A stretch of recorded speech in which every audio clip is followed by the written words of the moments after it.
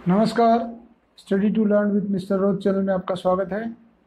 पिछले वीडियो में हमने पढ़ा गंगा नदी तंत्र। उस वीडियो में गंगा नदी में हमने गंगा नदी के बारे में सब डिटेल पढ़ी। कुछ तथ्य जो हमने बताए नहीं वो इस वीडियो में हम देखते हैं।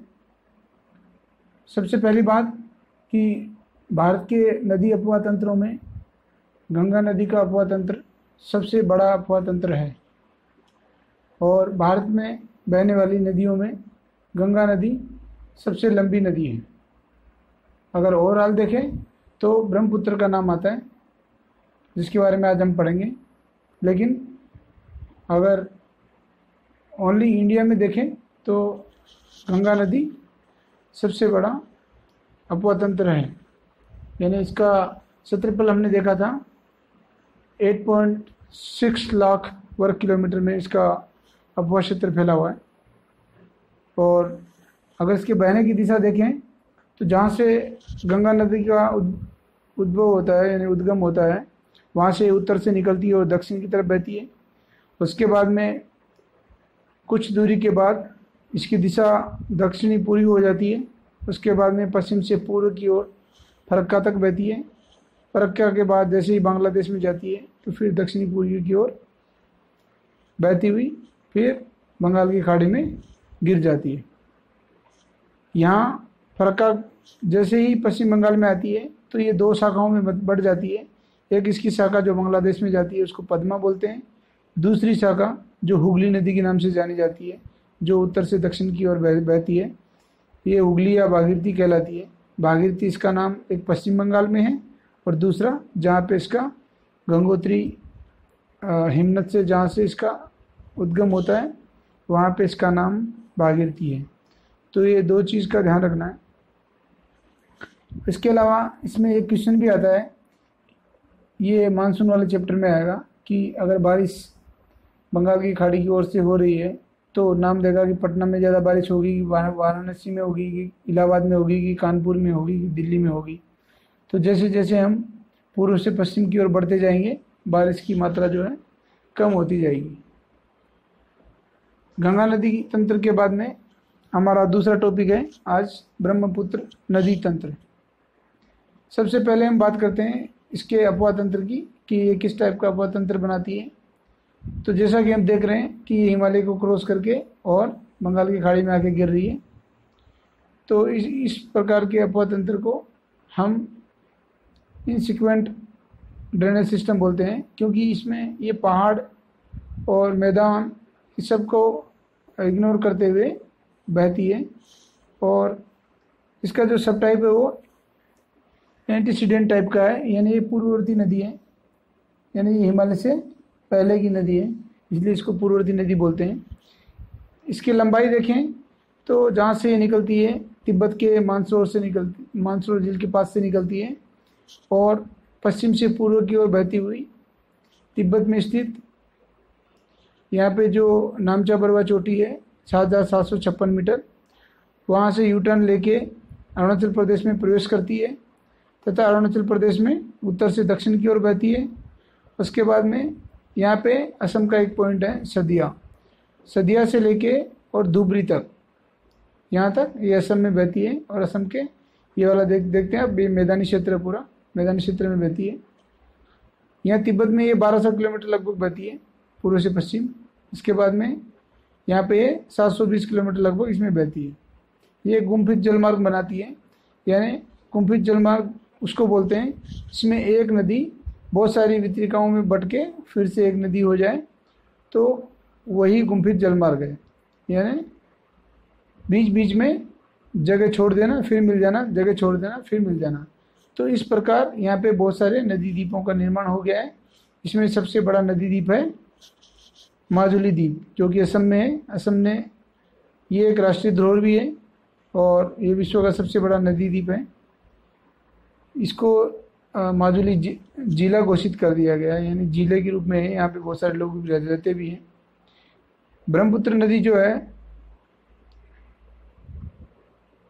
तिब्बत में सांगपो के नाम से जानी जाती है और हिमालय के जहाँ से ये निकलती है, हिमालय की जिस श्रेणी से वहाँ गिरिपाद क्षेत्र में इसको सिसंग या दिसंग के नाम से जाना जाता है। और जो सांगपो जो तिब्बत में इसको बोला जाता है उसका अर्थ होता है शोधक। उसके बाद में जैसे ही ये अरुणाचल प्रदेश में घुसती है तो यहाँ एक दिहंग गार्ज का निर्माण करती है और इसको दिहंग नदी के नाम से जाना जाता है। यानी अरुणाचल प्रदेश में इस नदी को दिहंग के नाम से जाना जाता है। फिर असम में ये सदिया के पास से इंटर करती है। उसके बाद में धुबरी तक, सदिया से धुबरी तक इस नदी का नाम ब्रह्मपुत्र कहलाता है। उसके बाद में ये बांग्लादेश में जैसे ही प्रवेश करती है इसको जमुना के नाम से जाना जाता है। यहाँ पे ये जमुना है, ना कि यमुना। यमुना नदी गंगा की सहायक नदी है और ये जमुना है, तो ये जमुना के नाम से जानी जाती है। अभी यहाँ जो गंगा नदी की धारा आई थी पद्मा, आप यहाँ देख रहे हैं पद्मा लिखा हुआ, पद्मा और जमुना। पद्मा और जमुना मिलके दोनों एक संयुक्त धारा बनाती है, इसको हम बोलते हैं पद्मा। उसके बाद में मणिपुर के यहाँ से एक नदी निकलती है बराक नदी, और एक नदी उसकी सहायक नदी है मेघना नदी, वो आके पद्मा में मिलती है और दोनों की जो संयुक्त धारा है उसको हम बोलते हैं मेघना। तो यहाँ गंगा नदी और ब्रह्मपुत्र नदी दोनों नदियाँ मेघना के रूप में, यहाँ गंगा सागर द्वीप पड़ता है, उस द्वीप के पास में आके बंगाल की खाड़ी में मिल जाती है। इसका जो ब्रह्मपुत्र का जो बहने का हिसाब किताब है उसमें क्या है कि जैसे यहाँ पे ये वाला जो क्षेत्र है, यहाँ मेघालय का पठार है, यहाँ पे पूरा हिमालय, आप ये देख रहे हैं भूटान वाला पूरा एरिया, यहाँ पे हिमालय और ये मेघालय का पठार। तो ये वाले बीच में क्या घाटी पड़ती है, इसको हम बोलते हैं रिफ्ट वैली। तो एक रैंप घाटी में बहती है, दोनों साइड का भाग ऊंचा और बीच का भाग नीचे स्थान पे ये रैंप घाटी में बहती हुई बांग्लादेश की तरफ आती है। तो ये बहुत ज़्यादा सिल्ट और इनका निक्षेपण करती है, क्योंकि ये पूरे पहाड़ी क्षेत्र से बह के आती है, अपने साथ में गाद मिट्टी सब लाती है और अपने मार्ग को बीच बीच में अवरुद्ध कर देती है। इसलिए ये जो है मार्ग परिवर्तन, बाढ़ और तटीय अपर्दन के लिए इसको जाना जाता है। जैसे बाढ़ के लिए कोसी नदी को जाना जाता है, यहाँ पे बिहार में शोक बोलते हैं, बिहार का शोक बोलते हैं। अपने साथ गाद मिट्टी लाती है और अपने मुहाने पे जमा कर देती है और अपना मार्ग परिवर्तन कर लेती है। वैसे ही ब्रह्मपुत्र नदी भी अपना मार्ग परिवर्तन के लिए जानी जाती है। असम की घाटी में जहाँ ये 720 यानी 720 के लगभग 720-50 के लगभग ये बहती है। अब इसकी प्रमुख सहायक नदियों में देखें तो बाएं तट पे मिलने वाली नदियों में यहाँ पे आप देख रहे हो, ये अगर हम यहाँ से असम से अगर हम बांग्लादेश की तरफ जाएंगे तो ये हमारा दाहिना हिस्सा होगा और ये हमारा बायां। तो अगर हम बाएं हाथ की तरफ देखें या बाएं दिशा में देखें तो बाएं तट पे देखें इसके पे तो दिबांग, लोहित, ये लोहित नदी है। लोहित नदी के मिलने के बाद ही दिहंग नदी को ब्रह्मपुत्र नदी कहा जाता है जो असम में आती है। तो यहाँ लोहित नदी आप देख सकते हैं मैप में। उसके बाद में एक बूढ़ी दिहंग वो भी आती है और धनश्री, ये नदियाँ भी अरुणाचल प्रदेश से नागालैंड से आके इस नदी में गिरती है। उसके बाद में इसके दाहिने तट से आके मिलने वाली नदियों में सुबनसिरी आप देख सकते हैं, इसका जो उद्गम है तिब्बत से होता है और तिब्बत से आके और असम में आके मिलती है। फिर कामेर, मानस, संकोश और तीस्ता नदी, यानी मानस नदी जो यहाँ से ये वाली जो नदी है वो मानस नदी है, आके मिलती है। तीस्ता जो कि यहाँ सिक्किम के जेमू ग्लेशियर से निकलती है और यहाँ बांग्लादेश में इससे आके मिल जाती है। अब सुबनसिरी नदी जो यहाँ तिब्बत से बह रही है, तिब्बत से आके निकल के आ रही है, ये हिमालय को काट के इधर आ रही है। इसका मतलब ये भी हिमालय से पहले से बहने वाली नदी है। ये एक पूर्ववर्ती नदी है। जैसा कि आप कोसी को देख रहे हैं, कोसी नदी भी हिमालय को काट के और आर पार बह रही है, यानी ये नेपाल के उस तरफ से बह के आ रही है। तो कोसी नदी भी एक पूर्ववर्ती नदी है, सुबनसिरी नदी भी एक पूर्ववर्ती नदी है। अब बात करते हैं कि जैसे जैसे वर्षा ऋतु आती है तो इसमें नदी में जल की मात्रा जो है बढ़ जाती है और ये असम में बाढ़ लाती है, प्लस बांग्लादेश में यहाँ पे बाढ़ लाती है, क्योंकि इसके अंदर मिट्टी विट्टी की मात्रा बहुत ज़्यादा रहती है।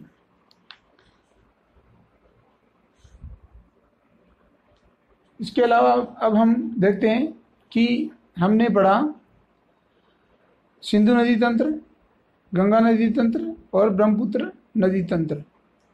इनमें से एक पॉइंट रह गया कि सतलज नदी को लॉन्ग चेन खंबाम बोलते हैं, जैसे सिंधु नदी को सिंगी खंबाम बोलते हैं, वैसे ही लॉन्ग चेन खंबाम यानी लंबे मुख वाला, ऐसे करके उस नदी को बोला जाता है। ये सब पढ़ने के बाद में हमारा हिमालय का अपवाह तंत्र कंप्लीट हो जाता है। और इसके बाद जब हम जो हमारा अगला टॉपिक रहेगा उसमें हम पढ़ेंगे रिवर्स ऑफ इंडिया, यानी भारत की नदियाँ। इसमें भारत की नदियों को हम दो भागों में बांटते हैं, यानी अपवाह तंत्र जो है उसको दो भागों में बांटते हैं, हिमालय का अपवाह तंत्र और प्रायद्वीपीय भारत का अपवाह तंत्र। तो हिमालय का अपवाह तंत्र हम लोग पढ़ चुके हैं और प्रायद्वीपीय भारत का अपवाह तंत्र हम अगले वीडियो में पढ़ेंगे। उससे पहले हम दोनों अपवाह तंत्रों में डिफरेंस एक बार पता कर लेते हैं कि इन दोनों के बीच में डिफरेंस क्या है। तो सबसे पहले हम देखते हैं हिमालय से निकलने वाली नदियाँ। तो हिमालय से निकलने वाली नदियों की विशेषताओं में देखें तो हिमालय से जितनी नदियाँ निकलती है वो नदियाँ पूर्ववर्ती नदियाँ हैं। सिंधु नदी, गंगा नदी, ब्रह्मपुत्र नदी, कोसी नदी, सुबनसिरी नदी, बहुत सारी नदियाँ जो हैं पूर्ववर्ती नदियाँ हैं और लंबी दूरी तय करके बंगाल की खाड़ी में अपना जल गिराती है। और इधर ये सिंधु नदी लंबी दूरी तय करके अरब सागर में अपना जल गिराती है। यानी ये जो हिमालय की नदियाँ हैं प्रायद्वीपीय भारत से ज़्यादा लंबी दूरी तय करती है, ये इधर की नदियों की अपेक्षा ज़्यादा लंबी दूरी तय करती है। प्लस ये सारी की सारी नदियाँ कैसी है, पूर्ववर्ती नदियाँ हैं। इनके अलावा ये नदियाँ ऊंचे क्षेत्र से बह के आती है, यानी इनका ढलान काफ़ी रहता है। इनके साथ में जो है काफ़ी गाद, सिल्ट, कंकड़ पत्थर होते हैं और जो जल की मात्रा है ये हिमालय की नदियों में सबसे ज़्यादा होती है। हिमालय की नदियाँ वर्ष भर बहने वाली नदियाँ हैं, क्योंकि वर्षा काल में वर्षा का पानी इनको मिल जाता है और जब बारिश नहीं रहती, गर्मी का सीज़न आता है तो यहाँ का ग्लेशियर जो है पिघलते हैं गर्मी में और इन नदियों को जल की आपूर्ति कंटिन्यू होती रहती है। हिमालय की नदियाँ तेज़ गति से बहती है, यानी हम नदी की अवस्था में जब नदी पढ़ेंगे तब हम देखेंगे कि नदी की तीन अवस्था होती है, युवावस्था, वृद्धावस्था और प्रौढ़ावस्था। तो तीन अवस्थाओं में जो नदियां हैं उनमें ये हिमालय की जो नदियां हैं वो युवावस्था में और प्रायद्वीपीय भारत की जो नदियां हैं वो वृद्धावस्था में है, यानी उनके अंदर कटान करने की क्षमता कम है, अपर्दन करने की क्षमता प्रायद्वीपीय भारत की नदियों में कम है, हिमालय की नदियों में ज़्यादा है। नदियाँ जो हिमालय की है वो घाटियों को गहरे से गहरा करती जा रही है, लेकिन इधर जो प्रायद्वीपीय भारत की नदियाँ हैं इनमें घाटियाँ जो हैं कम गहरी पाई जाती है। हिमालय से निकलने वाली नदियाँ मैदानी भाग में पहुंचकर विसर्ग करने लगती है। जैसा कि हमने पढ़ा था कि ये गंगा नदी जो है यहाँ ऊंचाई क्षेत्र से निकलती है और इसका ढलान यहाँ अम्बाला से लेके और यहाँ बंगाल की खाड़ी में जहाँ ये गिरती है सागर द्वीप तक 1800 किलोमीटर में 300 मीटर का इसमें ढलान है, यानी 6 किलोमीटर पे 6 किलोमीटर हम दूरी तय करेंगे तो 1 मीटर का ढलान आएगा। इसमें पानी की मात्रा ज़्यादा होती है ढलान कम है तो ये नदियाँ ज़्यादा विसर्ग दर्शाती है, ज़्यादा मोड़ दर्शाती है, और इनमें अपर्दन के कारण गाद, मिट्टी, सिल्ट ज़्यादा होते हैं, इसलिए अपना रास्ता भी बदल लेती है। जैसे कोसी नदी अपना रास्ता बदल लेती है और ब्रह्मपुत्र नदी अपने रास्ते में जमा करके गुम्फी नदी मार्ग बनाती है। और ये जो प्रायद्वीपीय भारत की नदियां हैं, ये कठोर जो पठारी संरचना है इसी के द्वारा नियंत्रित है। यानी अगर इसकी अपवाह तंत्र की बात करें तो ये अपवाह तंत्र जो है इंसिडेंट टाइप का है, लेकिन इसको हम बोलते हैं सुपर इम्पोज्ड, यानी अध्यारोपित टाइप का है। यानी ऊपर की चट्टान इन्होंने काट ली और नीचे की चट्टानों की संरचना को ध्यान में बिना रखे ये उसको कंटिन्यू काट रही है और अपना मार्ग ना बदल कर उसी घाटी में कंटिन्यू बह रही है। तो इन नदियों का मार्ग जो है निश्चित है, हिमालय की नदियों का मार्ग अनिश्चित है। ये प्रायद्वीपीय भारत की नदियाँ जहाँ से निकलती है वहाँ से लेकर और अपनी मुहाने तक पूरी कठोर संरचना पर प्रवाहित होती है, जबकि हिमालय की नदियाँ हिमालय से उतरने के बाद में फिर मैदानी भाग में आ जाती है, पूरे मैदान में बह के, और उसके बाद में अपने जो लास्ट का गंतव्य स्थल है वहाँ तक जाके गिरती है। इनका उद्गम स्थल, प्रायद्वीपीय भारत की जो नदियाँ हैं इनका उद्गम स्थल और मुहाना दोनों पास पास है, यानी कम दूरी पे है, जबकि अभी हम गंगा नदी को देखते हैं, इनका उद्गम स्थल बहुत ज़्यादा है। अगर लंबाई की बात करें तो यहाँ गोदावरी की लंबाई 1475 किलोमीटर लगभग है, जो सबसे लंबी नदी है। प्रायद्वीपीय भारत की सबसे लंबी नदी गोदावरी नदी 1475 किलोमीटर लगभग है, जबकि अगर गंगा नदी की बात करें तो 2525 किलोमीटर, और अगर यमुना की बात करें तो यमुना भी 1375 किलोमीटर, जो इसकी सहायक नदी वो भी इतनी लंबी है। तो यहाँ की नदियों की लंबाई कम है, यानी मुहाने से लेके और जहाँ तक डेल्टा बनाती है वहाँ तक जो इसकी लंबाई कम है। अब इसमें हिमालय की नदियों में एक और विशेषता है कि ये यहाँ की सारी नदियाँ लगभग डेल्टा बनाती है, ये बंगाल की खाड़ी में गिरे या अरब सागर में गिरे। लेकिन प्रायद्वीपीय भारत की नदियाँ जो पूर्वी घाट की तरफ बह के आती है वो सब डेल्टा बनाती है, और पश्चिमी घाट की तरफ बहने वाली नदियाँ जो है एस्चुरी का निर्माण करती है।